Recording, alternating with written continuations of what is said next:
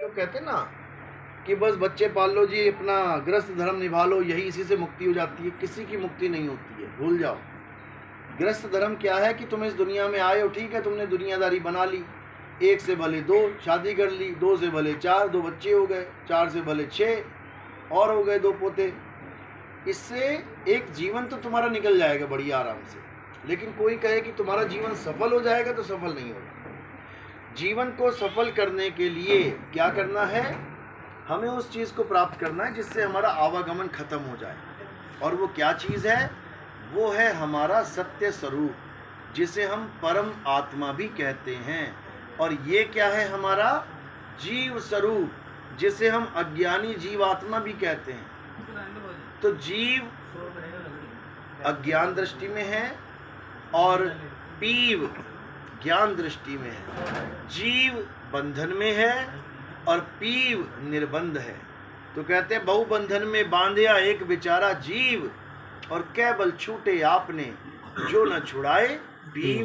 तो पीव क्या करता है? पीव हमें केवल उड़ना सिखाता है। गुरु क्या करता है? गुरु हमें वो ज्ञान देता है जो उसके पास है। उसका ज्ञान प्राप्त करके हम उसके जैसे ही हो जाते हैं। जैसे कुम्हार के पास जाओ तुम काम सीखने, तो तुम्हें क्या बना देगा? वो क्या बना देगा? कुम्हारी बना देगा वो। भले तुम राजपूत ठाकुर हो, अगर तुम कुम्हार के पास चले गए, काम सीख लिया ना, और लगा के तुम घड़े बेचने लग गए, तो लोग पता क्या कहेंगे? कुम्हार क्या चलना है, वो सामने कुम्हार बैठा है। कोई ना पूछेगा तेरा नाम ठाकुर है कि तेरा नाम ब्राह्मण है। सही है। तेरे काम से तेरी जात पहचानी जाएगी। लोहे का काम सीखने चले जाओगे, मारोगे हथौड़ियाँ, लोहे को ठीक करोगे, कोई ना पूछेगा तू ब्राह्मण है कि तू वैश्य है, लोहारी है ये, समझो। तो सारी जाते पाते केवल काम की वजह से है। जो काम कर रहे हो वैसे तुम्हें जात का नाम मिल गया। लेकिन कुछ चालाक लोग थे, जो चालाक लोग थे, उन्होंने क्या कर दिया? उन्होंने काम के हिसाब से जात नहीं, उन्होंने जन्म के हिसाब से जात बना डाली। ये बहुत होशियार लोग थे। ये कुछ कौन थे वो लोग? कौन थे वो लोग? ये जितने तुम्हें ऊपर ऊपर वाले दिख रहे हैं ना, ये सब वो लोग हैं। सर ये ब्राह्मणवाद पे हाँ, बिल्कुल बिल्कुल। इन्होंने कर्म के हिसाब से अपनी जात नहीं बांटी, इन्होंने जन्म के हिसाब से अपनी जात बांट ली। ब्राह्मण का लड़का क्या होगा? ब्राह्मण ही होगा। शूद्र का लड़का क्या होगा? शूद्र ही होगा। कोई और जात, राजपूत का लड़का क्या होगा? राजपूत ही होगा। ये महा अज्ञान है, अज्ञान है। पहलवान का लड़का क्या होगा?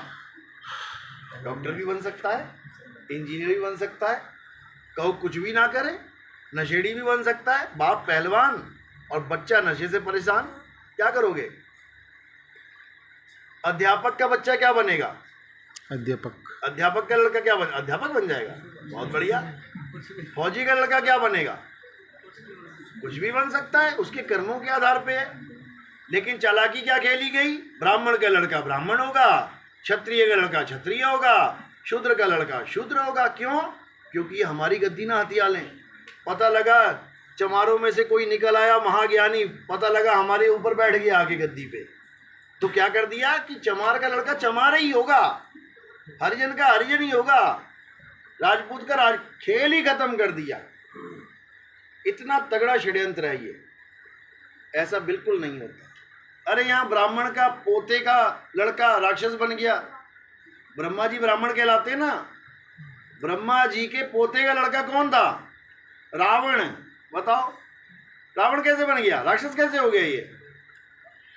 तो वही बात है, इसको समझ नहीं पाए लोग, और इसमें समर्थन भी कर दिया सबने। इसके ऊपर विद्रोह होना चाहिए, जातिवाद पे विद्रोह होना चाहिए। लेकिन आजकल क्या हो रहा है कि शूद्रों वाले जो नेता हैं वो इसी से खेल रहे हैं। वो चाहते ही नहीं कि हमें ऊंचा किया जाए, वो इसी में खुश है, नीचे रखो हमें। बताओ, एकता अगर चाहिए आपको, तो आपको भी हटाना पड़ेगा ये सारा सिस्टम, एक बनना पड़ेगा, तब बात बनेगी। और एक कैसे बनेंगे? जब एक पिता को जानेंगे। इसके अलावा और कोई रास्ता नहीं है, भूल जाओ। तो कबीर साहब की वाणी है, चाहे रविदास जी की वाणी है, चाहे मीराबाई की वाणी है, उसी एक को समझा रहे हैं। पायो जी मैं नाम रतन धन पायो, वस्तु अमोलक दी मेरे सतगुरु, कृपा कर अपनायो। वस्तु मेरे सतगुरु ने मुझे दी, अब वो वस्तु है क्या, ये किसी को समझ में नहीं आ रहा। असल में वो वस्तु लेने देने की चीज ही नहीं है, जो अमूलक वस्तु है, जिसका कोई मोल नहीं है। कौन देगा, किसको देगा? तुमसे 50,000 की कोई वस्तु मांग ले तब तुम 10 बार सोचोगे छोड़ यार। लेकिन अमूलक वस्तु मीराबाई को मिल गई। कैसे मिली? क्योंकि वस्तु तो उसके पास ही थी, लेकिन उसका ज्ञान नहीं था। मीराबाई क्या कर रही थी? मूर्ति लेके घूम रही थी। ये पकड़िए मूर्ति, मूर्ति लेके गली गली में नाच रही है, गली गली में घूम रही है। करती करती करती रविदास जी महाराज के पास आ गई। महाराज जी ने बोला, भाई मीरा ये क्या लेके घूम रही है? कहती, भगवान है मेरे, मीरा के प्रभु गिरधर नागर। कहते, ये प्रभु को तूने पकड़ रखा है, जब तेरी काया छूट जाएगी तो ये प्रभु कहाँ जाएगा? ये गिर जाएगा हाथ से। ऐसा प्रभु पकड़ जो तुझे पकड़ ले, फिर तू नहीं छूटेगी। उसके बाद समझ में आ गई। बोली, क्या करूं फिर? कहते, उसको पकड़ जिसने तुझे पकड़ा हुआ है। तेरी काया को कौन नचा रहा है? तू प्रभु को नचा रही है, प्रभु तुझे नचा रहा है। तू नाच रही है, किसके दम पे नाच रही है? तू बोल रही है, किसके दम पे बोल रही है? तू चल रही है, किसके दम पे चल रही है? कौन है जो तेरी काया को चला रहा है, नचा रहा है, खिला रहा है, सब कुछ कर रहा है? अगर ये प्रभु है तो वो कौन है? बात समझ में आ गई। कहती, वो तो आत्मा है। बिल्कुल, इसी को बोला है वस्तु अमूलक। आपने हर चीज बेच दी, इंसान ने सब कुछ बेच दिया, किडनी तक बेच दी अपनी निकाल निकाल के। डॉक्टर हॉस्पिटल में खड़ा है, तुम्हारा लड़का स्ट्रेचर पे है, डॉक्टर कह रहा है जी ऑपरेशन करेंगे। आप क्या कह रहे हो? डॉक्टर साहब जितना पैसा लगता है लगा देंगे। एक आदमी खरीद के ले आएंगे, जो जो पार्ट चाहिए वो दे देगा। सारा आदमी बिक गया, सारी दुनिया बिक गई, लेकिन एक चीज है जो तुम कभी नहीं कह सकते मैं खरीद के ला रहा हूं। क्या है वो? आत्मा। तुम ये नहीं कह सकते डॉक्टर साहब जितने मर्जी पैसे लग जाए कोई बात नहीं, मैं आत्मा अभी खरीद के ला रहा हूं, आप करो ऑपरेशन। ये कभी नहीं कह सकते तुम। आत्मा खरीदने और बेचने वाला सौदा ही नहीं है, इसीलिए उसको अमोलक बोला है। अनमोल, जिसका कोई मोल ही नहीं है। अनमोल में कितनी जीरो लगती हैं? कितनी लगाओगे? तुम्हारी जीरो का अंत हो जाएगा। जीरो लगा लगा के तुम मर जाओगे, तब भी उसकी कीमत नहीं लिख पाओगे। उस वस्तु को मीराबाई को दिया गया, समझाया गया, उसका ज्ञान बताया गया। वस्तु अमोलक दी मेरे सतगुरु, कृपा कर अपनायो, पायो मैं नाम रतन धन पायो। मीराबाई का गुरु कौन सी कास्ट का था? हरिजन। मीराबाई कौन थी? ठाकुर। अब मीराबाई के जो भजन गाते हैं वही लोग मीराबाई के गुरु से नफरत करते हैं। लानत है उन लोगों पे जो मीराबाई के तो भजन गा रहे हैं, और जिसकी महिमा मीराबाई गा रही है उससे नफरत कर रहे हैं, उसके वंशजों से नफरत कर रहे हैं, उसकी जात वालों से नफरत कर रहे हैं। तो काहे के भगत हो भाई तुम? शबरी कौन थी? बड़ी ऊंची जात की थी क्या? नीच जात की थी। राम जी कौन सी कास्ट के थे? ठाकुर, राजपूत, क्षत्रिय। झूठे बेर खा गए शबरी के, और तुम अपने भगवान, जिस भगवान ने झूठे बेर खाए उसके, तुम उससे जात से नफरत कर रहे हो। बताओ तो क्या तुम्हें भगवान राम पसंद करेंगे? सबरी के बच्चों से तुम नफरत करो, और जो सबरी के झूठे बेर खा गया प्रेम में, उससे तुम प्यार कर रहे हो, तो तुम्हें प्यार करेगा वो? क्या कभी नहीं करेगा। तो कहने का मतलब जात पात को खत्म कर दो, वरना तुम खत्म हो जाओगे आने वाले समय में। आने वाले समय में ये मत समझना कि हरिजन बहुत दबा हुआ है। दबा नहीं है वो, तुम्हारी बैंड बजा दे वो इस समय, इतना पावरफुल है। तो एक गृह युद्ध हो जाएगा और इसमें लाखों लाशें बिक जाएंगी। इसका एक ही इलाज है कि धर्म भेद को छोड़ दो, जात पात को छोड़ दो। जब तुम्हें खून की जरूरत पड़ती है, तुम्हारे माँ बाप होते हैं आईसीयू में, तुम भागे भागे जाते हो, बता दो कितने ब्राह्मणों ने खून दिया, कितने क्षत्रियों ने खून दिया? कौन बता रहा है वहां पे कौन सा ब्राह्मण का खून, कौन सा क्षत्रिय खून?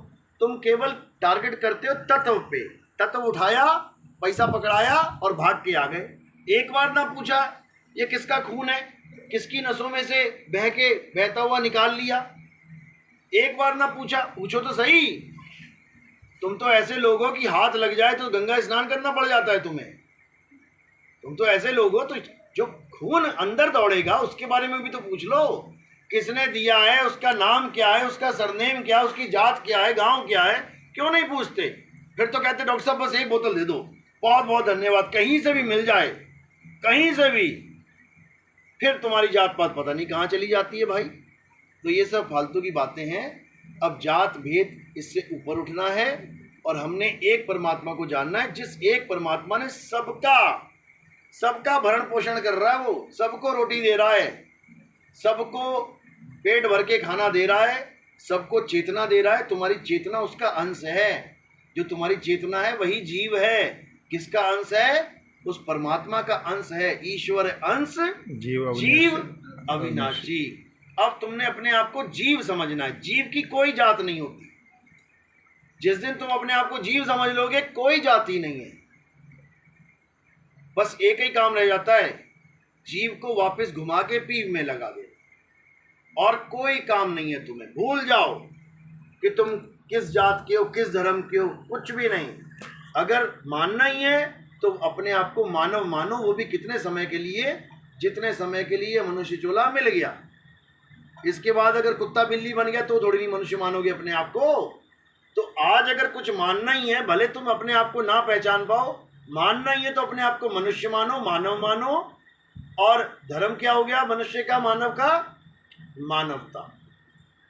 ये टेम्परेरी धर्म बता रहा हूं मैं, टेम्परेरी। इस दुनिया में रहने के लिए, इस दुनिया में एक दूसरे से प्रेम करने के लिए मानव और मानवता, बस। मुक्ति के लिए नहीं। मुक्ति के लिए अगर तुम अपने आप को मानव मानोगे या भगवान को मानव मानोगे, फंस गए तुम काल के जाल में। क्योंकि वो नर और नारी है ही नहीं। तुमसे कहूं मैं नाम विचारी, ना वो ज्योत, ना पुरुष ना नारी। वो आदमी और औरत है ही नहीं। वो इन दोनों से परे आत्म सत्ता है।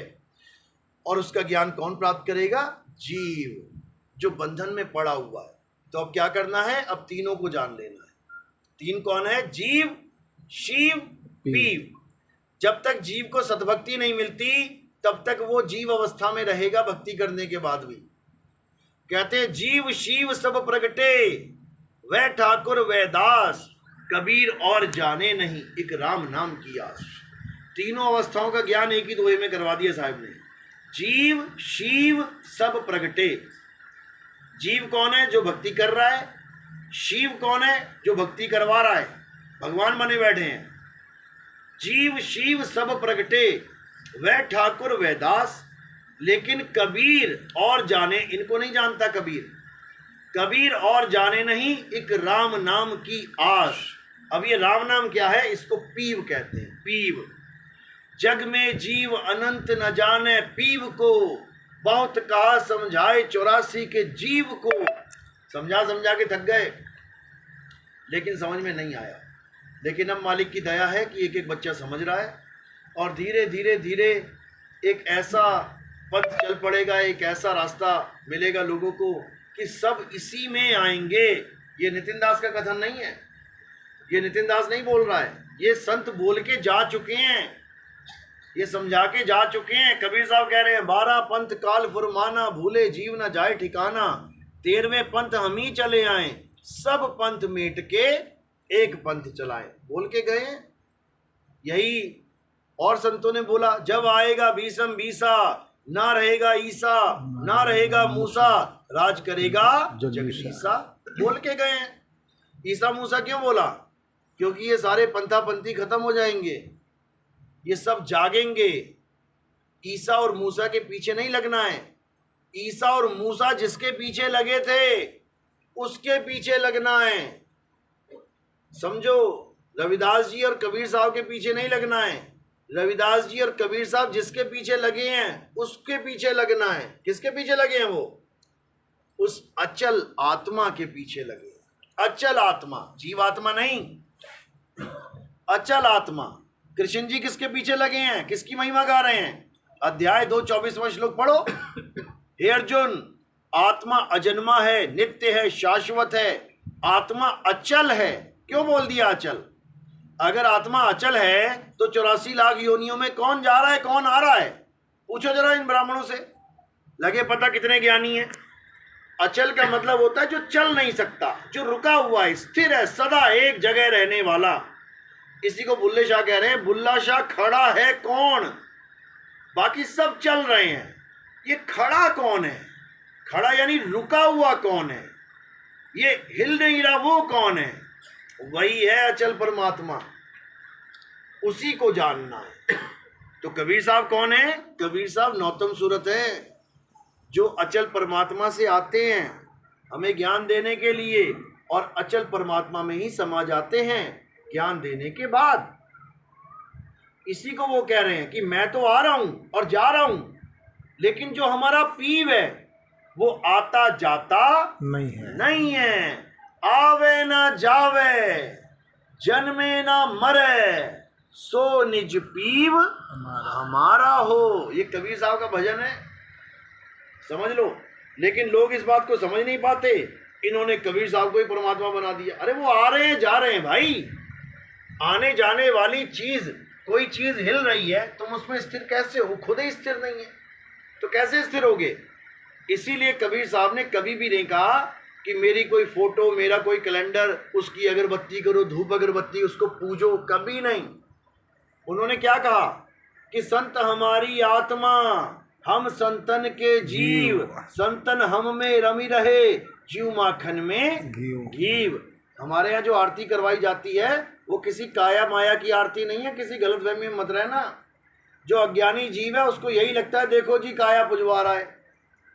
जो अज्ञानी जीव है, जैसे कोई अज्ञानी जीव है वो पंखे को देख के क्या कहेगा? देखो पंखा चल रहा है।